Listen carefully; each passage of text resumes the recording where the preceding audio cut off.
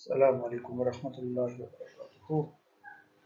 Now, today we are going to start our new topic, that is immunosuppression. So, as usual, we will divide it into two parts, first and second. Now, today is the first. As far as the learning objectives are concerned, in this lecture, we expect that after the completion of this topic, students should be able to know about the immune system and its types. Then, whatever the immunosuppression we are going to use, on what ground we are classifying them, and then some clinical importance of these immunosuppressants. Now, immunosuppressants. By definition, these are the agents which suppress the immune system. For what? Number one, to prevent the rejection of the organ or the tissue, which is actually the cell mediated and delayed type of allergic reaction. And second, they are also used in the treatment of certain diseases which usually arise from dysregulation of the immune response.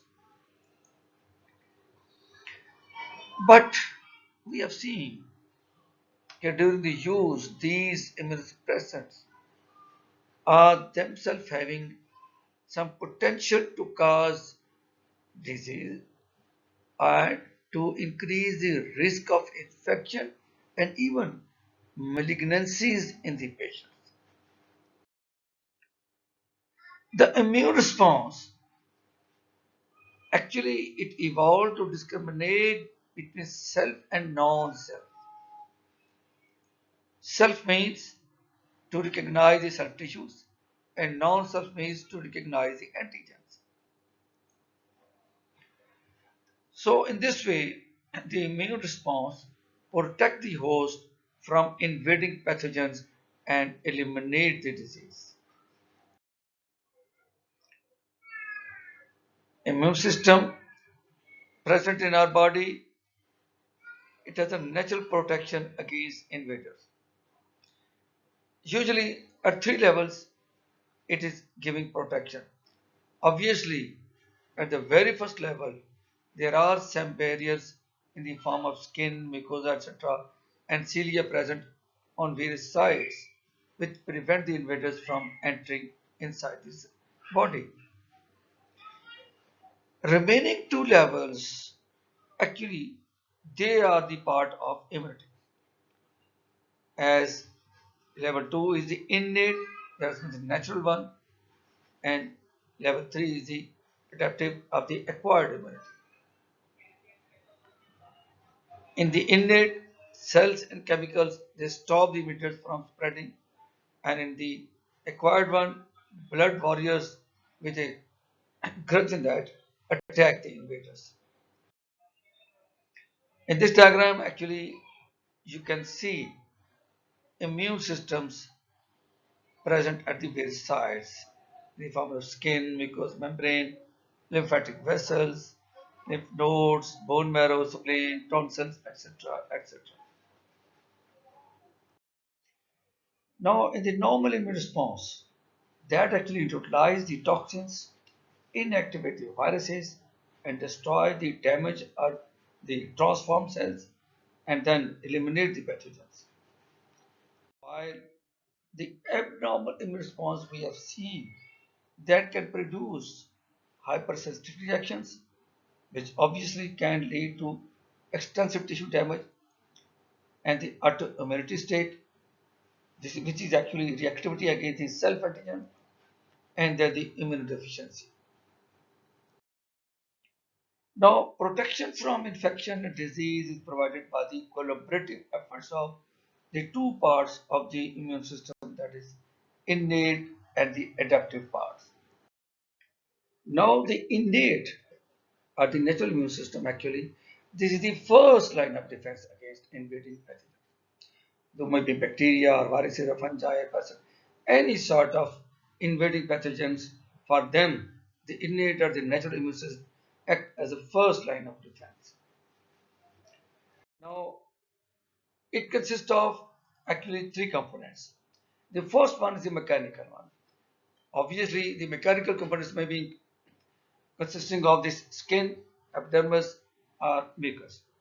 Now, if anything damaged or the continuity of these parts are breached, obviously inflammation is provoked. Now, this is important, that must be remembered, because there are so many drugs which will act at this level. Second is the biochemical components.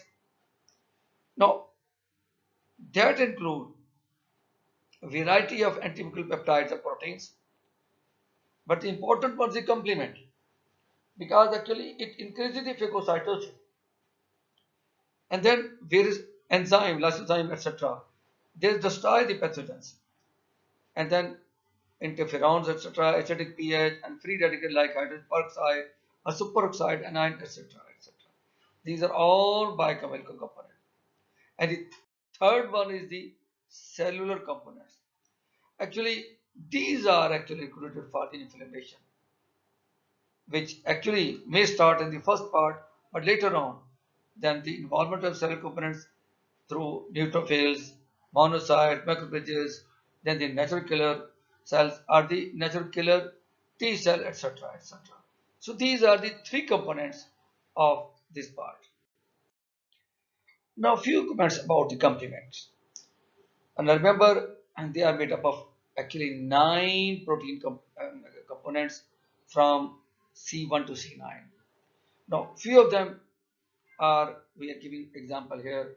For example, C3A and C5A. They actually both attract the phagocytes to inflammatory sites, and then they to actually to ingest and they to degrade the pathogens. So involvement of C3A and C5A is for the ingestion and the degradation of the pathogen, while C5B, C6, 7, 8, 9, all actually they form a complex to attack membrane, so then that cause bacterial destruction. Now, one monoclonal antibody, eculizumab, actually that blocks the C5 cleavage, and then it shows its effect.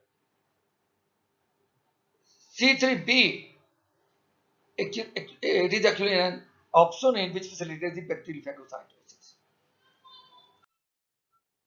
Next part is adaptive or the acquired immunity. Now, in comparison to the first one, which is early onset, this develops in a slow time, actually shows slow reaction, and obviously it is more potent and specialized than the first one. Here actually microbes and so many other foreign antigens are captured by the dendritic cells and then transported to the lymph nodes. Now in the lymph nodes, the antigens are recognized by the native lymphocyte. Now in this adaptive type of immunity, there is a strong role of cluster of differentiation, usually symbolized as the CD. So they may act as a CD marker, the CD antigens. Actually, they are the molecules, they act as receptors or ligand to the cells. Here actually there is a very pivot and the important role is of helper T cells, also known as the CD4. Actually, they fight against infection and they help the B lymphocyte to make antibodies and then to activate macrophages, and they also regulate the immune responses through cytokines, especially the interleukins. Second part is the role of T lymphocytes, also known as CD8. So basically, they are cytotoxic, not only to cancer cells but to the other invaders also. They kill the cells that express the antigens. They may be infected or they may be damaged cells. Now, a few words about cytokines. Remember, they are peptides actually secreted by the cells into the extracellular because they don't enter inside the cells. And they can function as all autocrines, paracrines, or even as endocrine hormones. Example of these cytokine, as we have said in the previous slide, they may be interleukins, but there are other types of cytokines also in the form of interferon, growth factors, and lymphokines. They're all secreted by the helper cells and they act on other cells of the immune system. Another important sequential phases of adaptive immune responses we have observed. First phase is the recognition of the antigen by the specific lymphocyte. And then there's activation of the lymphocytes in the form of proliferation and the differentiation into effector cells. And then elimination of the antigen starts. And obviously, then the decline of the immune response also start as most of the antigen stimulated lymphocytes also die by apoptosis with the passage of time. Then the surviving lymphocyte can maintain the memory. Graphically, these sequential phases may be like that: recognition of antigen, then lymphocyte activation, then antibody production, then elimination of antigen, and then decline of the immune response and the memory. But remember, the duration of immunity that obviously will vary according to the type of infection. Now let's see the classification of immunosuppressants. First, most important and most commonly used group is the adrenocorticosteroids in the form of prednisone or prednisolone. And then the remaining most important one is the inhibitor of the cytokine production and the function. And these inhibitors include cyclosporine, sirolimus, and tacrolimus. And obviously then remaining one, antimetabolites, including azathioprine, mycophenolate, mofetil, and fourth one is the antibodies used as immunosuppressant, including some anti-lymphocyte and anti-thymocyte antibodies, and then some monoclonal antibodies and immunoglobulins. So, variety of antibodies are used as immunosuppressant. Fifth one is interferons, then anti-tumor necrosis factor alpha, like etanercept. Then seventh one, some other anti-cancer or the cytotoxic drugs, including cyclophosphamide, methotrexate, diflunomide, cytarabine, and vincristine. All can also be used as immunosuppressants. And the last one is the thalidomide. Once used as sedatives, but it has a strong teratogenic effect also. But we have seen it has significant immunomodulator actions also. Actually, it inhibits tumor necrosis factor alpha, reduces phagocytosis, then increases the production of interleukin 10 especially, and then enhances the T cell mediated immunity. So by these mechanisms, thalidomide have been seen showing significant immunomodulation. Now some clinical uses of immunosuppressive agents. Now first is the autoimmune disease like idiopathic thrombocytopenic purpura or ITP, because the other name ITP is due to immune thrombocytopenic purpura.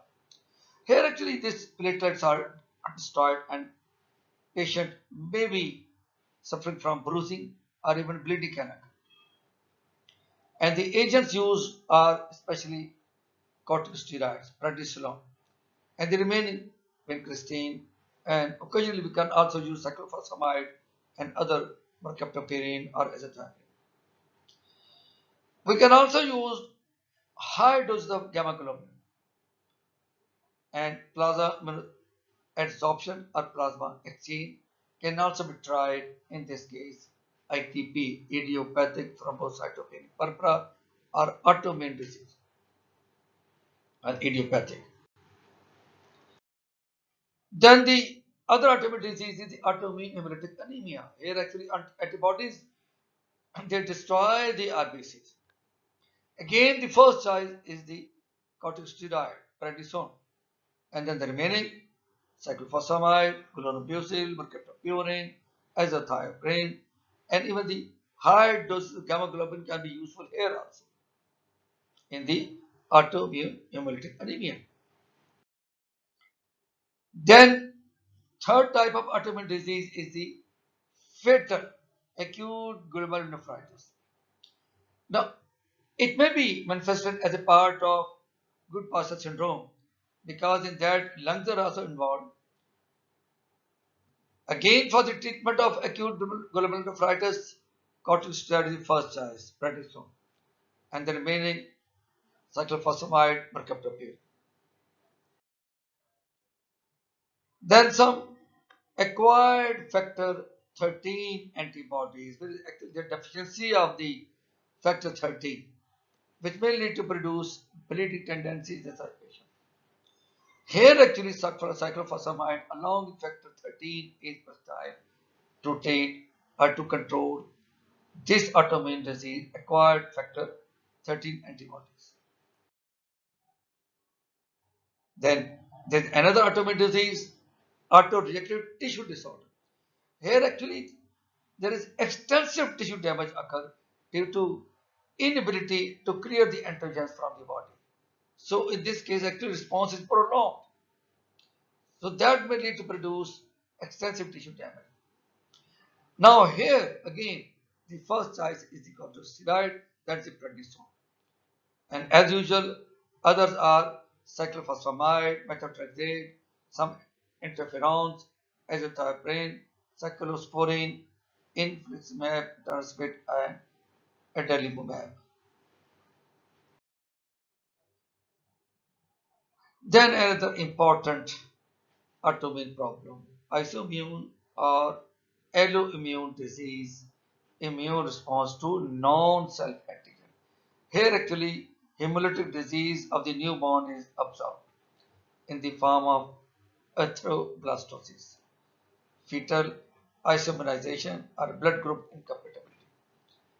A like RH factor is involved and treatment is given therefore RH immune globulin, RED especially.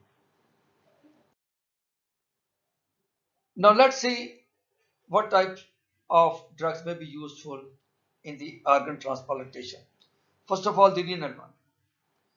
In the renal organ transplantation, to avoid the rejection, the first choice is the cyclosporine.